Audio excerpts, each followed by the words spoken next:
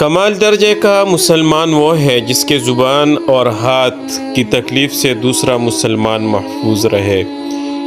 یہاں ہمارے معاشرے میں اگر کچھ لوگ اکٹھے ہو گرمی کے موسم میں اور پسینے کی بدبو سے دوسروں کو تکلیف ہو، یا کسی ایسی مجلس میں ایسی خوشبو استعمال کرنا جو بہت تیز ہو اور دوسروں کے لیے تکلیف کا سبب ہو، تو وہ بھی ایذا میں آتا ہے۔ اس لیے ہم جس مجلس میں جائیں یا مسجد میں جائیں یا کسی ایسی جگہ جہاں پر لوگ اکٹھے ہو، تو ان لوگوں کو ہم آرام اور سکون پہنچائے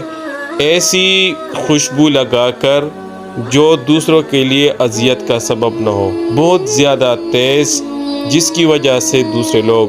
اذیت میں رہے، ان کو تکلیف ہو۔ تو اس طرح کی خوشبو بھی استعمال کرنا نہیں چاہیے۔